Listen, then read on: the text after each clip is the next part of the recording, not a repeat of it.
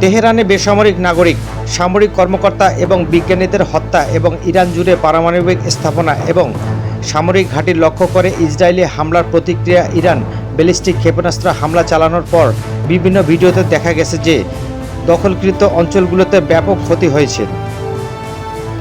Israeli media ক্ষেপণাস্ত্রের ওয়ারহেডের প্রভাবকে ভয়ঙ্কর বলে বর্ণনা করেছেন। ফুটেজে তেল আবিব এবং অধিকৃত অঞ্চলের অন্যান্য শহরগুলোতে উল্লেখযোগ্য ক্ষয়ক্ষতি দেখা যাচ্ছে। ইরান মধ্যরাতে তার প্রতিশোধমূলক আক্রমণ প্রথম দফায় শনিবার ভোরে দ্বিতীয় দফা আক্রমণ শুরু করেছেন। ইসলামিক রেভলিউশনারি গার্ড IRGC জানিয়েছেন যে অপারেশন ট্রু প্রমিস 3 নামে পরিচিত এ আক্রমণ যতদিন প্রয়োজন ব্যবহার হবে।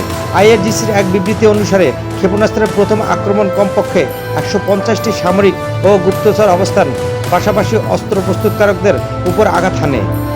হিব্রু মিডিয়া জানিয়েছেন দ্বিতীয় তরঙ্গ তেল আবিব, আরশোদ, হাইফা এবং বের শোবাতে কৌশলগত স্থানে আঘাত করেছে। CNN দাবি করেছেন যে একজন ঊর্ধ্বতম ইরানি কর্মকর্তা সংবাদ মাধ্যমকে বলেছেন যে ইরান ইসরায়েলের উপর আক্রমণ তীব্র করবে এবং যে কোনো দেশের আঞ্চলিক ঘাঁটিগুলোকে লক্ষ্যবস্তু করবে যারা তাদের প্রতিরক্ষা করার চেষ্টা করবে। ইসরায়েলি কর্তৃপক্ষ জানিয়েছেন যে ইরানে হামলার কমপক্ষে একজন ইহুদি নিহত হয়েছেন এবং 70 জনের বেশি আহত হয়েছেন, তেহরান টাইমস বলেছেন।